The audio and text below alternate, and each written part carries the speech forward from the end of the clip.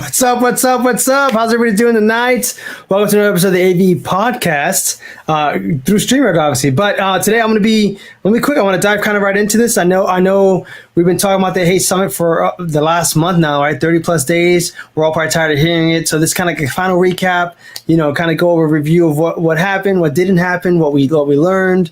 Kind of what we talked about, and also what's really cool is that since Austin Jackson is the co-host of this, right, and he's part of the team here, this is a really good collab that I know was talked about in the community where you guys wanted Austin and me to kind of both talk about the freelancer side, right, and how our talks could be together and combined. So this is a perfect opportunity since we're both here for anybody watching tonight. If you guys have any questions about either the business side or the freelance side and kind of what Austin and me see as far as what you guys need to excel out there, not only with what our experience is, but also what we hear through the community from being in the roles of directors and leadership and owning our own companies. But anyways, I'm going to bring Austin here because I'm talking a lot, and Austin's a much better presenter than I am, a much better speaker. So Austin Jackson, how you doing, brother? I am good. What's going on, man? Good to see you all again. I feel like we've been seeing a lot of each other lately, but that's a good thing. It is a good thing, man. Listen, I want to start off. I gotta say, you and Clem had a very, very empowering talk and conversation, and you guys also spoke very elegant and very well. I really love that about you guys' talks, and I felt it, myself was missing that. And I told the community that I should have you guys hosting stuff next year because you guys just spoke very elegantly and very well. And I felt like, maybe because I was sick, I couldn't get the words out. But man, you guys were killing it on your stuff. And then Austin, just I want to reiterate here, you were killing it with the knowledge, the little nugget you dropped. Like every other minute was a drop a nugget. And I was like, dude, this is the stuff that when I was trying to learn, and I spent 6 years before I even started to learn anything close to that. I was just learning how to be a technician. You just dropped all this, literally the roadmap of how to get from, I'm a freelancer. How do I do this stuff? Here's exactly what you need to know to do this. You just need to now take that step forward. I brought you to the water. Drink it, right? Exactly. I love that phrase. It's so true, right? So first and foremost, thank you so much, and hats off to Clem and bravos and kudos to him. I was able to catch bits and pieces of it, but like you said, Clem always presents himself extremely professional. He's very well spoken, and when I did speak to him, I said, "Man, you came out with full-on production." But that's how he is every single time he shows up and he shows out. So I said, "Yes, man, he did." I said, "Hey, hats off to you." And I said, "But that's how you want your brand to be represented, isn't it?" Of course. No, I saw Clem's thing pop up, and my girl was like in the background. You're like, "Baby, did you see his setup?" I go, "Yeah." She goes, "I like the background." He's like, "Why don't we do something in this house?" I go, "Have you seen my room here? It's tiny, babe." I was like, "Your office is over here. That's like my little game area. Like I got at least give me that for the man cave, right? Leave me a little bit of space." Seriously. No, but first of all, hats off to you, and I always give you kudos because you're an excellent worker, you're a hard worker, and you were pulling.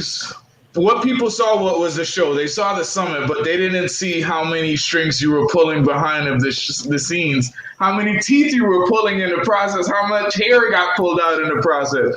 But you did a phenomenal job. You was able to bring some great speakers together. I believe that the community loved it. I'm already looking forward to the slight changes and the things that we're going to do to get better and for what's going to happen next year. But let's have a little recap and talk about what's happened, like you said. And with everything that we did speak about, like you said, I did want to give them as much knowledge as I possibly could pour into them, right? Sure. So I try to make it a very simple process. And like you said, a roadmap. Here's the water. It's up to you to drink it now. So by all means, I love these conversations. Now it's an open table. So if anybody has any questions at all, feel free to drop them in the comments and let's make this an open dialogue.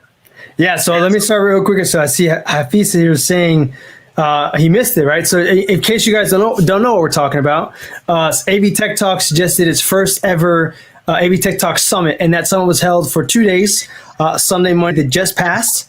It was all what was it? I'm sorry, it was 10 speakers total, which we'll get into all that stuff here in a moment, but it was 10 speakers total. We did it 2 days, almost all live presenters, and we're going to go over some of that stuff and why they weren't all live and some of the things we did about this, so you can get some behind the scenes of that. But this was produced by a small team. Austin, Disa, Ed, Chris, and myself produced an entire summit, virtual summit, for you guys about streaming and the future of streaming and hybrid events and where we're going. We had a great opening keynote speaker, Tyler Main, the owner of Evolve Technology. It's Evolve Technology, so they rebranded in January. Yeah, I had to verify this. I was like, hey, I keep calling you guys Evolve Media Group. I see Evolve Technology. Is it a name change? And they rebranded, so they're Evolve Technology now. Tyler did a great talk with us about the current state of the industry, right, and kind of a little bit of a futures of what we think may come down the road when it comes to hybrid events and streaming and virtual and kind of the other things coming out in the industry right now too, like AR and XR, and with hybrid, where he sees things going with that in-person hybrid event and how it's now it's tricky. So let's dive in that for a second. Let's try to go in a little bit of order here. So hey. We talked to Tyler about hybrid events. We had a very unique conversation, and he's under the mindset that hybrid events will be here temporarily, but it isn't here forever now, which was slightly different than some of our audience members. What do you guys out there think that you guys are hearing that for the first time maybe? And if you guys want to see it, there's still a chance you can buy a ticket on the Hey Summit platform. We'll drop you the link here in a little bit. You can buy your tickets and watch the replays. They'll be out Friday or Saturday. We have to edit them and put them back in there for you, but you can see those. But anyone in the community or Austin, some of the stuff that you heard out there as well. Streaming seems like it's here, but it's here because we don't want to negate that community that we grew or that we spoke to, right? But some of the things that were brought up that I thought was key is, for example, right now with me, right? I'm sitting at home. I'm talking to you guys. I'm looking straight into my camera. This focus is probably killing you all, but I'm looking into my camera, and you guys are seeing me, and it gives that appearance that we're looking eye to eye, and you and me are having this conversation, and then I'm able to bring your guys' talks in. So like Alex says, hey, hello, your family. I can talk to Alex. I could show that comment there. He sees it. He gets recognition. I see it. We see each other. It's like one of those romances, right? Like I call you, look at the moon. We're looking at the same moon. We're here at the same time, right? Now, when we go back to live, though, and this is the part that I think really hits home. How do you get the presenter, right, who needs to present live to the audience, to also look at the camera essentially and present to the virtual audience? That's a mix there that's not being addressed, and it needs to be, right. There needs to be some form there, and it got talked a lot. And Austin, I'll get to you in a second, right? It got talked a lot about churches and how churches are doing. They kind of transitioned. And maybe the pastor was there talking directly to a camera, talking to his clergymen, talking to his flock, and XYZ. And now when he goes back, he has to address the people in the room.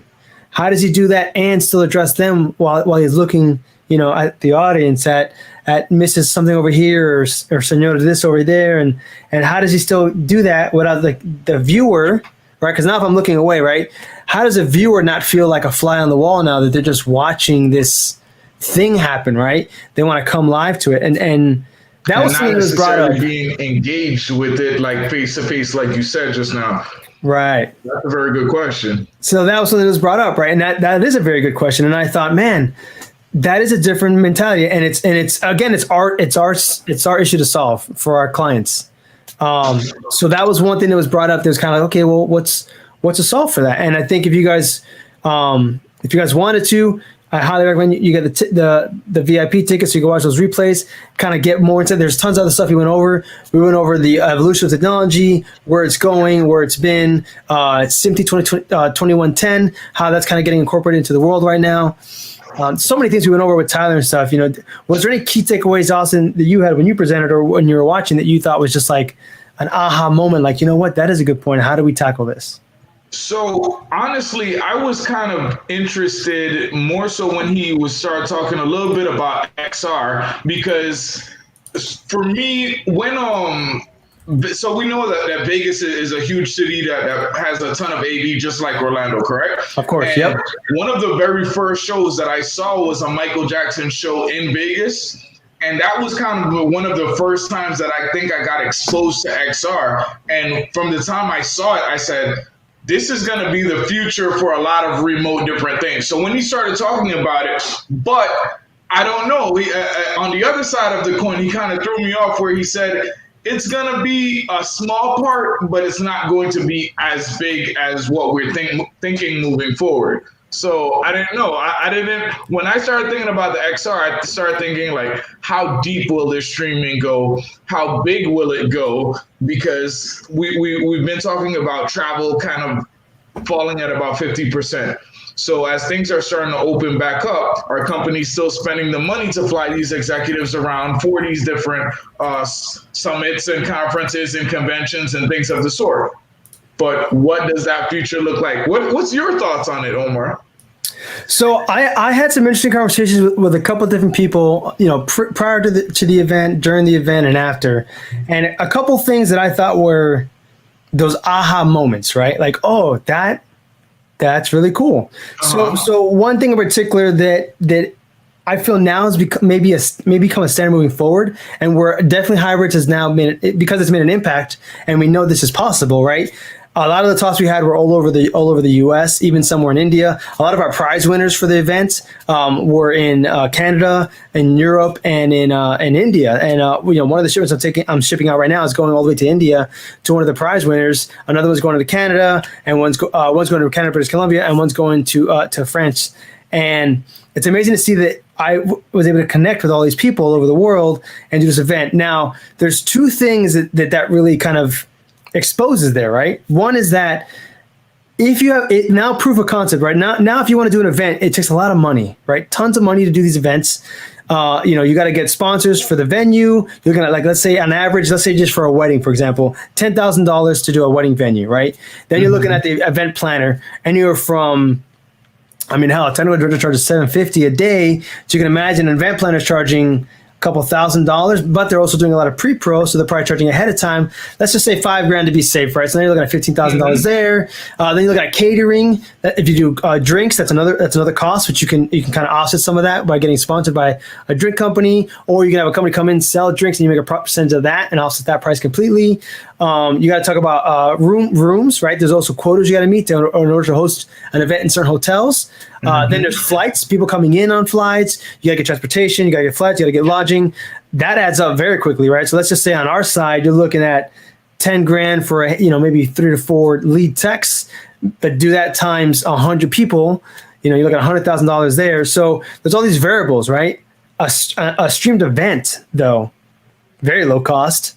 I can reach X amount of people, and if the event does well virtually, right? What I think is interesting is that now you have proof of concept. Hey, this topic is worthy. People are interested in it. People want to hear about this. They want to engage with it. They want to do more. What's the next steps, right? You do that a year, 2 years, maybe 3 years, or a couple of years until it gets big enough to, hey, we can't sustain this number, right? We need to do it live now. And now you do it live with the hybrid event. Okay. And then it gets to a certain point where it gets like a TED talk where you record this all and then the recordings go on after the fact. So like there's that initial interaction where the TED talk becomes, which is the same thing we have with the Vixia, right? It's the networking part of this is what you're really going for. Yes. You want to see the cool products. You want to see the technology. You want to play with it and get hands on. You want to go to the expo and talk to people. But the real part is connecting with your colleagues and other people that you haven't worked with yet. Another thing that was mentioned that we forget a lot of the times, I'm sorry, and that's for the streaming side. Another thing that was mentioned a couple of times in a couple different talks that I thought was very interesting is that we forget that these companies that hire us, all these Fortune 500 companies, are massive, massive companies with tons of employees. And a lot of times that is the moment, right? This event is when Austin Jackson out of Canada, right, and Omar Colom out of South America get to actually meet for once in their life, because we get to email each other all the time because we're in charge of our departments, but we never get to physically meet. And that event becomes that moment we get to meet, right? So now this becomes not only just an event for you, for your company to do, the training and organizational stuff, but also becomes an event for you and us to build a relationship and to build stronger relationships so that we can work better and more effectively, right? And now I know the person behind the screen on the other side. We forget that. And it's true. I mean, I totally forgot about that. Like, yeah, you know what? That is right. People, when they do these events, these companies, all these companies that are massive, big companies, they don't meet each other like we do. They're not doing calls like this. And if they are, they're doing it for, a couple of things, but they don't get to physically meet, hold hands, go out, get a drink, go out, visit a new city, go like a little mini vacation like that. That's kind of what events really is about. And I've forgotten that because virtual is so good. So again, virtual becomes a stepping stone. Virtual becomes a stepping stone. This is why it's so hard to keep both, right? Because then how do you engage both audiences when there is that connection that you kind of only get in live? And the other thing that was brought up too that I thought was really interesting, and it was brought up a couple of different ways, but to kind of sum it up, right? If I get paid to speak and I'm a speaker, right? And I'll use Dwayne Johnson, right? The Rock. Everybody knows that name. Hopefully everybody knows that name. If you don't know who the name is, comment down below. I'll tell you who the guy is. But if I wanted to get The Rock to come to my event, maybe The Rock's public speaking fee is $50,000. That flight's going to cost me, and maybe he has to fly in his jet because he won't do it any other way because of the time frame, right? He's got to come from somewhere to somewhere and then fly back out. So maybe that jet costs me another $5,000 to get him out there. And then if he does stay the night, I got to get the hotel space. I can't put him in any room, right? So I got to put him in a decent room because he's the star speaker. So that's going to cost me another couple of grand. So let's just say another $5,000 on top of that. So now you're looking at $60,000 just to fly this guy out to talk for an hour at your event. Tons of money. You may not have it. You can get a sponsor, maybe not. And that will definitely draw people to your event. Now, reverse that, right? What if I did an event that was hybrid and all my viewers weren't going to be there? There are going to be some online, some in person. And it cost me $20,000 to hire Dwayne Johnson to come and talk on my show. Well, shit, that's much more reasonable for me to do. That's possible now. Let's figure out how to get that money because I can still get him on board, promote that he's going to at least talk at the event. And now my virtual audience and my in-person audience still get to see him talk and can get maybe an interaction with him. And let's say the timing doesn't work out. Well, he'll do a recording for us and say X amount about the story we want him to talk about for maybe the same price or less because he doesn't have to talk and do a live Q&A session. So now there's like these new price points that became made for virtual to say, you know what? I do this much for live, I do this much for virtual. And now as a speaker, I can also book myself for more things because I don't have to leave home all the time. I can say, I can do your show for this much. I'll do it from home, and I can book multiples of these at that price range. And then for like the bigger events that can afford me, I'll go live, right? And that's this price because it gets me there live. I have to socialize with your audience there. I have to interact. And it also, one of the things that we forget too is that the ones that are doing this, and a lot of us are watching texts that are doing this, right? So it's a guy like me who likes to talk now, apparently, but a guy like me who likes to talk now is talking to you, and it's easy, right? Because it's just this and this. But if you're a speaker professionally, you're trained to do this, and you're taking classes and coaching classes, and if you're Austin, who's an amazing speaker, right? You can feed off the audience, and you can figure out the right time to say a joke or the right moment to say something, or you can pivot your talk to really engage the audience. Here, I have to hope and pray, which I don't. I just whatever comes out of my mouth comes out of my mouth, and I'm sorry if I offend people. But as a speaker, you can interact with the audience and get a read for things and change the talk to make sure people are engaged. I can give you eye contact. I can look at this person. I can look at that person. It's a little bit different, right? With virtual, you say what you got to say, and you hope that the interaction is there, and you hope that you are impactful or you're inspiring or whatever the talk's about to do that. And those are two really big things that came to me that I was just like, man, that is a big difference. And because we were able to do this now, those are possibilities and those are things. And the fact that to think about now, if you're going to do a summit or you're going to do an expo or an event, then now we've kind of risen the bar saying, hey, if you want to do this live, you got to try to do it first this way, because if you succeed this way, then your live one will go this way and you'll get sponsors. But if you just go live randomly and it doesn't do good, right? And then what's the sponsor have to verify that your idea is good and that the money they're giving to you is worth it, right? If you give me an idea and you say, hey, I've been doing this stuff for 3 years now, we went from 100 people to 1,000 people in 2 years, and then 3,000 and then 10,000 the next year, and now we're doing it live. I don't have a really argument to say, well, what's the value of your? Well, here's my value. It's been getting better and better every year. And I think this now becomes a part of the process, right? So us as techs, AV techs, and streaming guys, especially those that are watching, this is the avenue we need to think about going down the road, as well as having kits that are portable. Because another thing I see coming down the road too is, if this is becoming more the norm, if I can pay somebody to go out with a decent camera, let's say a Blackmagic, right? Because Blackmagic is super affordable right now. Blackmagic 8K camera, a little lens, maybe a YOLO Live or a Live View, and stream from my CEO's home to the location I need to go to, or from anybody's home who can't show up for any reason. Why would I just pay some guy a couple grand to go do that and make my show still successful on the live side? Why would I, waste trying to figure out the back and forth between travel and all that stuff? Like, hey, my wife's about to have a kid, or my kid's in an accident, or I have a dog at home I can't leave alone, or something happened with my family. I got to take care of my grandparents. There's just a disability in the family, or maybe the speaker has a disability, he's unable to travel. There's tons of things that happen. We've now opened up this avenue, a very effective avenue, by the way, to bring that person to the audience and the audience to them. There's tons of ways to do this, right? NDI, we could do it all over NDI now with the bridging. We could do it through a Zoom call. We could do it through Microsoft. We can do it through StreamYard. We can do it through, the list goes on. So that's my quarter and a half there, right? he said it's my quarter and a half. No, it makes a lot of sense. And two things that came up to my mind when you started talking about it. So Tony Robbins is a phenomenal speaker, probably the number one motivational speaker.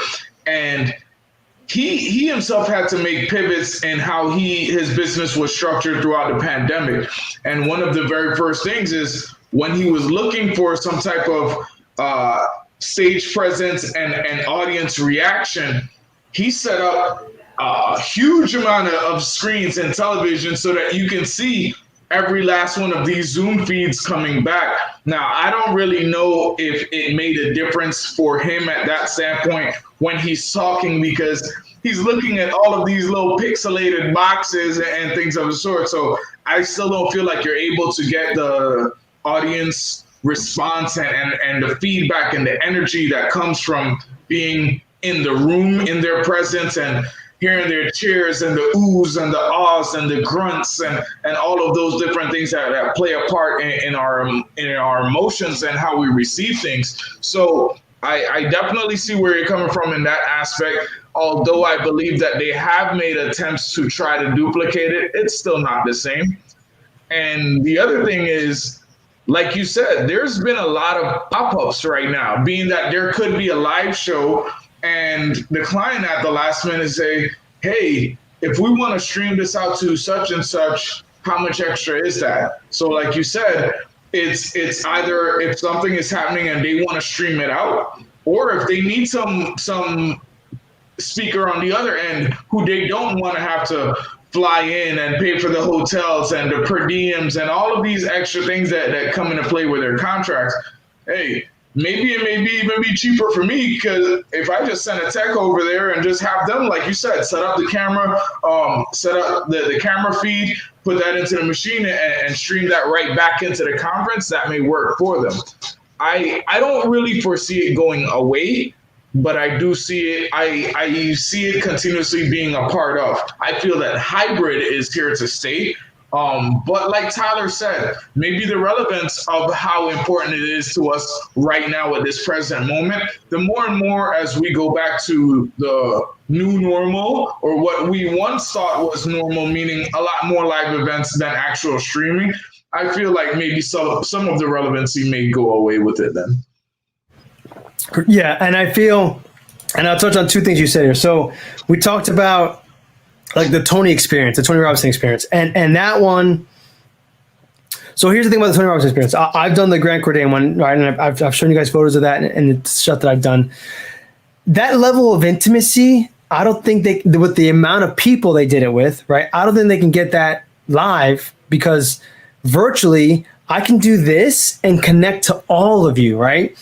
Now, what they do very well, which if you guys have seen any of them, right, is that they have this panorama of Zoom callers, and they have a team behind them, correct? Because they're putting tons of money into this, which is still cheaper right? Even if they put $50,000, that's still cheaper than doing it at a venue with the food, the catering, the seating, the banquet managers, the event planners. It's still cheaper than all that stuff, right? I can now connect to 100,000 people. Let's just say that's a number. Let's say 1,000 people. I can connect to you. If I'm doing this, I'm connecting directly to that person. They're having a conversation with me and you, right? You right now that are watching me, you and me are having a conversation on the other side of the screen. You're not seeing anybody else. You're seeing me, and I'm looking at you directly. Now, that's what the feeling is. I'm looking at a camera. I can't tell anything, and I'm seeing myself, delayed above my head. But Tony's connecting these people, and then he's calling out certain names based off of whatever his team in the background saying, hey, talk to this, talk to that, make a deal with this person, make a deal with that person. This is happening in a live interaction. I don't know if that's fully able to be done, right, in the live scenario without that ability of what virtual provides. And that setup is very elaborate, right? That's multiple ins, multiple outs, tons of controls, media servers galore, LED galore. It's a big setup. Both productions are very, very big. Tony Robinson, Grant Cardone, and they do them very well. And I think and again, this goes back to what I was saying earlier, right? There are a lot of influencers and coaches and things like that would benefit from streaming still until they get to that Tony Robinson or Grant Cardone level where they can sell out, 10x, right? Where they could sell out stadiums, right? But that intimacy, right? So maybe the stadium gets sold out for one thing, but then for that intimate conversation with him, it's another event. So now there's multiple ways for them to connect to their audience. And I think that's there to stay. And then the other thing is like I'm seeing what Jonathan here is saying, I'll be very curious to see if what Tyler said becomes true, where he said that the virtual was going to diminish in importance a lot in a few years. And then Noah's also saying here, Noah, I think hybrid is definitely here to stay, but nothing can replace a live event, whether corporate or live. And I don't disagree with everybody here. Here's what I think Austin and I are trying to say, or let me know if we're wrong. What we produce these very elaborate events, right? And I think what ends up coming out now for hybrid will not be that same level of production because now it's a live show and a virtual show that needs to be done to one. So now it's essentially two shows happening at once, and it's how to fix that. And the other thing is, if you guys saw the open keynote of Jeff Keithley, he does large scale events, right? So think about if I have two GSs or multiple GSs, right? Those I could probably stream out and give them a good vibe. Now, how do I do the same for the breakout rooms though? Because I can't have a streaming guy and a tech guy in every room doing all of this, right? Or can I? You tell me. But what would be the setup? Is it just a single camera in the back and then you're a fly on the wall watching a breakout room? How do I do an elaborate setup like I did for the virtual where we're coming in and I'm engaging you, the viewer, I'm engaging the audience, right? How do I think that's the element we need to really fix, right? Is that one of the things that I think that we try to do a lot, right, is the live side. So we try to engage with the community through the comments virtually. The next level, right? So let's think of the gamers. I always go back to the gamers here. How do I do my event? You guys see me doing this. I communicate with you live, but I can also talk to you live. So Q&As come in live, not just through this chatting with stuff here, right? Now, is there a way to do that? 100%. But how do you do it so it's integrated so that the viewer doesn't have to click out to go somewhere else to come in this place? How do we do it so that it's all into one platform, right? And I think that's where we're still getting to, and we're still going that direction. But yeah, virtual. I think the grandioso of what we do is going to change a little bit. And that's really what I think everybody's saying at the virtuals, that it's going to be here for a little bit because we can't just ignore the live side. We can't ignore the people that we kind of cater to this whole pandemic. But at the same token, we can't produce the same show for virtual as I need to for the live. So I need to produce a live show and still give the audience that I've addressed, right? Prime example, and Austin, you could jump on this a little bit. So I did a fashion show, which we did a couple of while back. And in this fashion show, right, and this is something, this is the dark side of this probably. Let's say on a fashion show, the main thing is this fashion, right? So you bring the models in, they come down the runway. You have your VIPs, you have your influencers there. You have the people that are going to pay for the product, right, to go into their stores. That's a very important crowd. All right. Now, I want to stream this out to the world because I've been streaming to you guys for a while, so I still need to stream to you. Now, my audience though is my consumers, which I don't want to ignore. But the same token, again, this is where Austin is much better at this. But as a businessman, right, I don't want to alienate my viewers from this fashion show because they are going to buy my product at the end. But I also don't want to make it the priority at this point because I need to make sure that the live goes right because the people that are buying the money now, that are investing, people are going to promote it all, are here in the room. So it's a mix up, right? And what happened in the one that I did is that we missed a couple of the timelines, right? So like if I had done a countdown here for you guys and I didn't come live, you probably wouldn't be here. But you were, so thank you. Right. But on the same token, if I had a huger audience, right? Let's say hundreds of thousands, they have millions. Okay. But let's say I had hundreds of thousands, and I didn't go on time. And a couple of people started doing some chatting here. It went very dark. So there's this fine line between producing something that is good for both the live and the virtual and making sure that you don't lose the virtual audience. But at the same token, it's like, unless you're in the chats chatting with them, unless you're communicating with them, those chats went dark, man. Like, where's my shipment? Why isn't it shipped yet? Oh, you guys are late, just like my package is late. Just like a snowball effect, right? Yeah. And as a technician, it's streaming to the world. I did my job, right? But how do we do it better? How do we communicate to our clients that this is the best way to do it so that at least when MF hits the fan, right, you're like, hey, I express this, right? What are your thoughts? What about some of those huge corporations, those high ticket clients, right?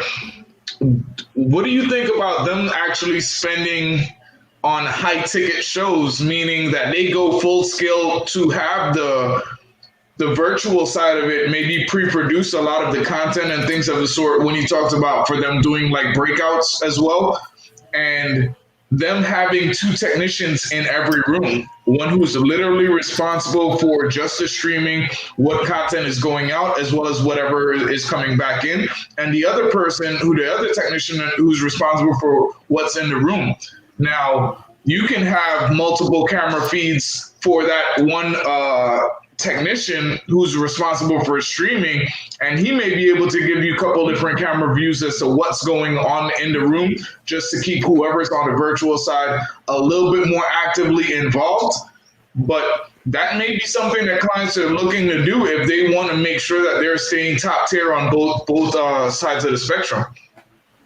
Right, and now we're talking about also a bigger budget, right? And how the question that comes in again, and I'll leave this as a business question: how do I justify both these costs when one is supposed to be a replacement for the other, in a sense? I don't want to say replacement. I'm thinking more of, and I'm trying to think of the terms.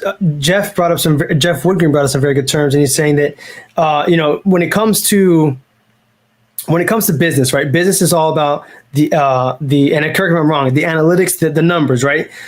I can, if you get X amount of sponsors, or if you get X amount of speaker, or if you do XYZ, you're guaranteed or presumably guaranteed these numbers, right? These are estimates. Yes. The virtual side hasn't been figured out yet. So what are those numbers, and how do you justify paying 20,000, 30,000, 40,000? These numbers at 50,000, it's are like, hey, this is kind of what it takes, right? How do I justify that cost to my end person saying, hey, it's 50,000 for streaming, and then it's also another 80,000 for the live side? Now that cost has gotten really big. It's like, whoa, what are we doing for the virtual that you need so much money, right? Or, and we all know this is going to happen, right? So let's be real, right? Well, you can use the same switcher to stream live and do the virtual. Tell me it's not gonna happen. It's gonna come already, bro. I can see it already. It's gonna come. You can't use you can't use all the same gear and just do the same show 2 times. Maybe. Yeah. You know? We could also put an iPhone in the back of the room and just hit record too. So That's another one. So there was a couple talks about the rise of streaming, and be ready for a lot of crap, right? Crappy streams, Yes. which is coming. It's coming because we've made it so easy now and so kind of like you can stream whatever you want. Accessible, right? You're going to see high school games streamed out live with, some guy with a camera or on his phone running around like, I got it, yay! Then that's to be like the thing. But you give that kid like 2-3 years, he'll be an operator now, as a streaming operator. I mean, here's the thing: who here, like YouTube, wherever you're watching, like it, put a heart or whatever. If you are a Zoom operator, right? How many of you became a Zoom operator in the last year, which wasn't in a position at all in the last decade? Okay, that is something that's brand new, and Zoom wasn't even at the forefront of this. Cisco with their virtual stuff and they're in meeting rooms and all that stuff. Their WebEx, those were like the platforms. Yeah. Zoom came in and is like, yeah, you guys you're old already. We're here, and then now there's Zoom jockey, Zoom operator, Zoom positions. Like this is a real thing, and you really got to know what you're doing. And there are high stakes for these positions, and it wasn't there a year ago. And here's the thing.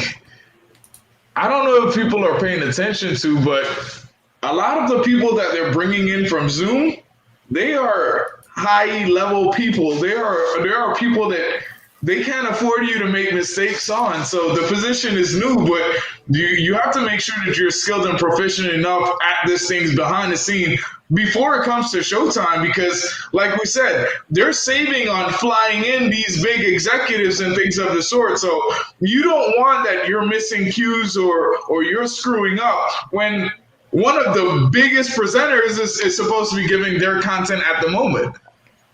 Yep. 100%. So we got about 20 minutes left, and we got more speakers to recap. Sorry, I know. So we talked about Tyler. We talked about Jeff working a little bit. We talked about Jeff Keesley and his panel, which was Paul Gibbons and Blue Melnick. Both of those gentlemen, or all three of those gentlemen, are really big in the streaming world. They're the kind of, dare I say, pioneers in the streaming, right? They are definitely the ones that are in the cloud doing things with AWS with AWS Amazon Web Services. They're doing computers virtually. They're doing VMware machines in the cloud so that you can remote in. Your machine dies, doesn't matter because it's in the cloud. These are the guys who are kind of doing all that. We spoke with Jeff Keesley about how the church has transitioned from the churches to live. We talked a lot about the churches actually in a lot of different talks, and how the churches have kind of really executed very well formatted kind of streams.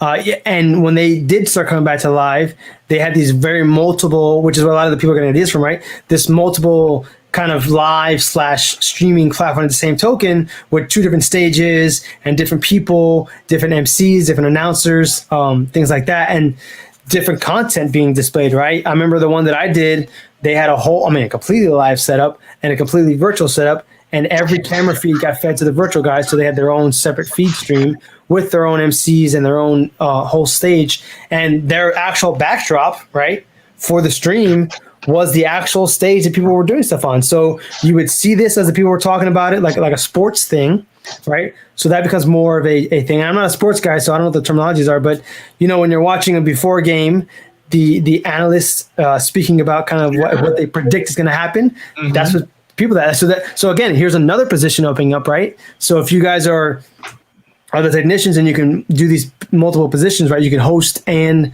switch your shows. That's a position that can open up for you. If you can be a host for the virtual side to really keep people engaged and interactive and help that process through, that's going to be a position, right? And there are people that's doing that. We brought in a show, Austin. Oh man, what was her name? She was great. She yes, I know exactly what you're talking about. The quote you said was, "She turned her walls into a money-making machine." Absolute truth. But because she was, I remember, what is her name? But I remember she was going through a difficult situation at the time, and she made an instant transition and did exactly what she needed, and then started getting booked one after the other, after the other, and still on the live event side. And what happened is she probably performed well, and someone realized, hey, this is something that's kind of missing on our streams, or we're putting out the information, but people aren't staying engaged. People aren't staying actively involved. What do we do? And she got that position as a little host, and she's been killing it ever since. So like Omar said, new positions in the industry have been created because of the pandemic as well. So, I mean, it's really interesting to see how we're going to be moving forward. Yeah. So let's see. Oh man, who else did we have on the show? So we had here we go. We had Ryan Brenneman, who talked about building your brand in your community, and Ryan really kind of broke down his path in his career and how he went from essentially like a lot of us, right, stagehand to business owner within his community, and he kind of showed us a lot of pictures of cool things that he did. So for a lot of you guys that were, one of the most impactful things is that he showed, that was really cool. A lot of us who have bought our vMix rigs and setups, right? He's taken this, built it so that it goes into a rack, and he bought a minibus, converted the whole minibus out to make this portable now. So all he had to do was really buy is the ports to go, the IOs to go in and out to now his rig. Essentially, I can think of a bunch of us on here personally, including myself, who could take all of this, put this in a truck, literally drive to locations and just say, yeah, what do we got? Here, I'll send the camera out. Here's a feed. Boom, we can send it to wherever you want. That's now a possibility for a lot of you guys if you want to go that route. He went that route. He showed how he engaged in his community and how that helped him, which is what we do here, right? We all network all the time. He engaged in his community, connected with them, and that got him work to produce to this level. And he kept doing it over and over and over again, him and his partner, and they grew.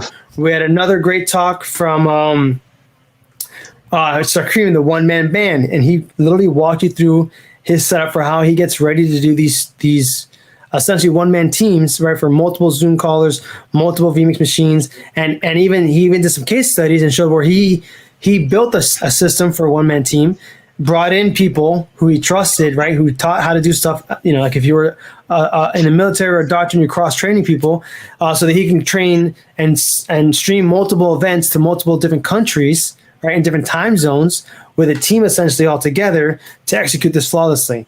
Then we went into, again, back to Clem. Clem did it was called the Blackmail Experience in the live event production, and he had a panel as well.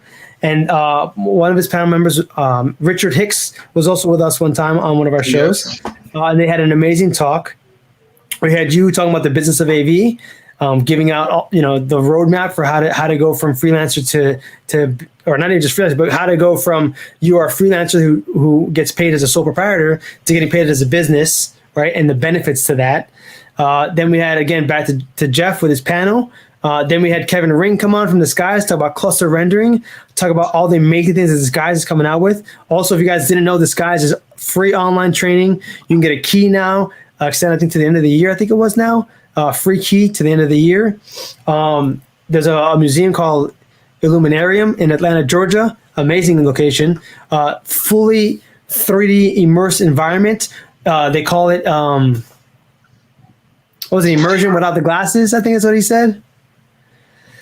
Anyways, you can literally walk in this building and it feels like you see like you're in Africa. The smells are there. The elephant comes by. You see the elephant. You smell the elephant. The smell follows it. It's in a fully 5D, full surround sound, visually, auditorial, and smell-o-vision kind of setup. And they're opening a bunch of these. Yeah, there's a couple of these coming. There's one in Miami coming. One in Texas, I think, is coming. A couple of locations. Then we did a talk with me. The skills for accessible AV technicians. We did the top 10 rules to be a accessible AV technician, and that was just things that I thought were common knowledge, but needs to be reiterated sometimes. And kind of like, hey, the clients that hire you, this is what they're talking about, and this is what they got going on. Imaginarium, thank you, Jonathan. I appreciate that. That was the name of the place. Then we had virtual show calling. So anybody who's been doing virtual and who's a producer, we had virtual show calling. In both the last two talks, my talk and Jay's talk, we gave out free freebies. So essentially you got what's called an invoice template, which I sent out to people so that you guys can fill out your own invoices. We sent out an availability report, which is what you send to your clients, nice. Which we dove into a little bit for that. Jay Clark gave out his shot list, his Q2Q, technical Q2Q, and a show flow. And that was given as a freebie. You can either get it from the handouts or at the end of the show, we emailed you guys. Actually, today I emailed them out, a bunch of them, to day one and day two attendees. I re-emailed it just in case they didn't get it. So they should have the email now from Info@AV Educate that has those files. And then we closed the night out with a closing keynote speaker, which was Scott. And Scott was an amazing gentleman. He's a big-time projectionist, done every single for the last decade. MTV Music Awards, Gallo Award, BT Award. I mean, you name it. If it's in Hollywood and it's award nights, he's done it. The projection, Grammys, all the big ones. Right. Oscar, yeah, all the big ones. He did them all. This gentleman. Then I say, "God, that's beneath him." This gentleman, he suffered a stroke in his brain. They cut out a portion of it. He lost his balance. Was in a wheelchair for about a year. He recovers from that or enough to work again. Then the pandemic hits. So now he's got to continue his recovery, continue to stay off work. He ended up using that time and using Zoom as a way to help his neural pathways continue to connect and to continue to improve his cognitive abilities, to connect with his colleagues and his coworkers and his friends and his old clients during that time. And when work came back, he got a call to go back, and he's shading cameras for Earth, Wind, and Fire. Like, talk about like a perfect show to come back to. But he did amazing. He did amazing on the job. No problems. It all came back to me. He had zero issues. The gentleman was a super stellar conversation we had with him, and he closed out the night for us. And it was, honestly, it was inspiring for all of us who struggled, for everything that we thought we lost and every struggle we had. I mean, he's times 10. Just. I was gonna say it shows you how important life is and how quickly things can be taken away from you at the blink of an eye. But it was a story of resilience and the bounce back. and like you said, that Earth, Wind, and Fire, to come back to that I feel like that was a pretty sweet part of the story as well. Hell yeah. I mean, shit, I was a little jealous. I'm like, what you did over there in Fire, bro? Come on, man. You give a brother a call. Shit. But seriously, I mean, it shows us how quickly things can change at the blink of an eye. Yeah, but also the resilience. If you're passionate about what you do and you just stay connected with your colleagues and everybody, when the work comes back. I mean, listen, now more than ever, if you guys are in the game, we're going to be busier than ever. It's coming back. It's going to come back immensely. I got guys that are trying to come back in the industry right now that are hitting me up about work, and I'm like, here, call some labor companies, and they're like, dude, I'm busy. I'm like, slammed. I'm like, that's good. I'm glad. It's coming back. It's getting busy. What is scary to me is the lines are blurring now in AV. We used to be very, I don't want to say separated, right? But we had silos. You were the installation industry, you were the theater industry, you were the touring industry, you were the live event industry, you were the corporate industry. Those lines are crossing, and it's all becoming very connected now. And the gear is now at the point in all the departments, I think, where lighting, audio, and video, especially video, finally, like, I know video's done well for the pandemic, so have audio guys. Lighting has struggled, but now I think there is no more pulling from other industries. All of it's being used for the same industries. It's all been cross-used, and now everything is at the level where if you were a video guy and you're expecting to go back to that multi-team facet, that's gone. You're the media server guy. It's all under you, or at least a bunch of it is, right? Playback machines are gonna become, I don't know, obsolete. Maybe not obsolete, but it's gonna be done by one person now, switching by one person now, controlling the screens by one person. It's more and more and more becoming, I have X amount of inputs, X amount of outputs. I can do whatever you need, right? The technology for that and the price point are at a good place now. The next level is that VR, XR, right? Like Jonathan here said, it's like an Oculus without the VR glasses, right? That's what he said. It's like an Oculus without the VR glasses. That is going to become the new frontier that's coming out there. And then anything prior to COVID is going to be the past. It's true. It's true. But I read a quote one time, and I don't know why it just came to my mind. Now I'm saying I know Omar would say, "Oh, you should use that to close out the show, right?" But the quote said, "It's not the strongest animal in the jungle who survives. It's not the fastest. It's the one who can adapt to change. It's the animal that can adapt to change that will be the animal that will survive for the longest." And the industry has been making shifts. It's been making pivots. And when I say the industry, a lot of what we're talking about is on the corporate side. But corporate and broadcast now, they kind of all came together in one. And we have people like Chris, who came from IT. And now IT is kind of flowing all in one. Now, when we're talking about making mobile stations, well, look at what really happens at Super Bowls. All of every video controls, all of those things are all mobile stations already. So if they can find out a way to start carrying that same type of process and workflow to different, why not? Why not? To different avenues or venues. Like you said, the gear is changing where theaters are using the very same equipment that we're using in ballrooms, so to speak. So the positions have become multifaceted, but the other good side of it is, like we said, that more positions have been created as well. So there's more opportunity for us to learn. There's more opportunity for us to grow, more opportunities for us to advance. And before, it was, well, do I want to be in lighting, audio, or video? Well, there's more to the industry now. There's more dimensions to it. So look at someone like Bodhi. Bodhi is not, he's not an audio engineer, he's not a lighting engineer, and he's not a video guy.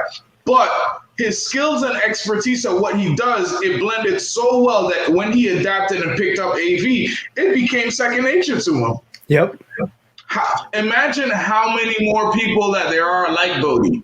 What's going to happen to the guys who's been in the AV industry that doesn't have that IT background or experience, who doesn't want to start adapting and innovating and start educating themselves on newer technology and how things are moving forward? And I'll even add to that when it comes to Chris, and if anybody's watching this right now, not to watch out for him in general, but just watch out in general, because these are the guys that they tinker all day long. They tinker. They find an issue and they're like, man, there's got to be a better way to do this. Even Justin Butler, one of our regulars, he's a tinkerer, right? The guy tinkers. He wants to find a better way to do it. He's got a very, very well built Raspberry Pi to run a Stream Deck, to run multiple machines, right? Same thing with Sharkin. Sharkin is a very detailed gentleman. He wants to do things over and over again. He wants to figure out better methods. During the pandemic, again, and I said this in the summit, and I'll say it here again, if you guys haven't seen the articles we've been posting, okay, every Friday we've been posting articles about some kind of app. In there, we asked about the app itself, not just what it does, but about how they came to the idea for it, what they do. Out of everybody we interviewed, 9 out of 10 are in the industry right now, and they have either a full-time job or they freelance. They found something that was wrong or that was missing. During the pandemic, they learned how to code within 4 to 8 months. This is the average, 4 to 8 months. Either they had some experience and they figured it out, or they had none and they figured it out in 8 months, all right? That's the time frame it took them during COVID to figure it out, how to program the need that they had, all right? One of the ones I'll talk about real quick that I thought was really impressive was my buddy Chris Van Hoos created an app called OB Studio, which is for the OBS Open Broadcast software. It is a remote iPad, cell phone. It is a 1ME controller, right, to control OBS like a switcher. Mm-hmm. And it works flawlessly. It looks great. The layout is super intuitive. We posted about it recently. He made tons of money during COVID for it, and all he would say, you know what, OBS is cool. It'd be great if it had a switcher vibe to it, and he made it, and it works, and it's great. And they talk to each other, they do all this good stuff. We've done other ones. Blendy Zone. Blendies came. That one's another one. That's an app that he came out. He's got multiple products out there for different things. LEDs he's got in there. He's got mapping in there. He's got all kinds of things. Wookiesoft is the name of it. Mixed Effect came out well. Mixed Effect came out from Adam, and he created an app for ATEMs for the MIDI macro controls for stuff like that. Central Control, another one that came out during the pandemic. You know, like these are guys that are IT guys / video guys or gaming kids that came into the industry. They found something that was missing. They said, you know what, I'm going to create this missing piece for it. That's going to be the new norm for the next couple of years too, because we're going to see a lot of these little improvements for things. They're value adds. Yep, you're right. They're improvements. Right. So they're coming into the industry and saying, how can I make it better? So they're already adding value and bringing value to the table. So even look at Jonathan. He just said he came from IT into AV. So like I said, it's already been happening. As well as you also have to remember, a lot of these IT guys may have been full-time for major corporate clients. A lot of them may have changed to remote work because of the pandemic, so they may not be going back. So things like this may fall well into what they're looking to accomplish. So. Yep.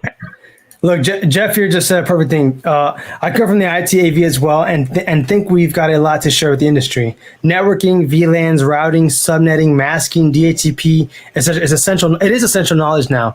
That stuff that took me months of reading 3 different books, troubleshooting it myself, learning myself, buying a couple of things here and there just to be able to do these things. VLAN was like what, and then when I learned it, it was amazing. And then I learned enough about routing and subnetting and networking and that and masking. I'm not there yet, but DHCP obviously we can all do that. I learned enough to build out a couple studios with the knowledge that I learned from this, and it became the foundation for what I do with vMix. Right, Dante doing Tunix on a computer, doing NDI out, like knowing this stuff became very important. And he says it over here too. Jonathan, I come from an IT AV, and all of the info helped me massively to get established in AV. Another person who came in from the IT side, and John's been doing fantastic stuff, right? Happiness says here, most of these guys suck at being labor on a gig too, so it's all fun and games during the show, but load-in and set strike crews are awkward now. It is, right? But here's the thing: it's part of our job to get them up to speed, because now even myself. Listen, I just did a show. I've been doing this for a decade now. I just did a show in Texas, and I didn't want to build the screens. And I'm a projectionist, like my main. Well, I used to be, right? Was projection. I didn't want to build the white gloves for Omar. Yeah, I know. No. Let me just slip them on real quick here, guys. That's how it goes. I didn't want, but listen, it was like, man. And here's the other thing too. So I had to strike, and I was like, and I joked about it, but I was like, you mean I'm gonna just put my backpack on and walk out of this room right now? No.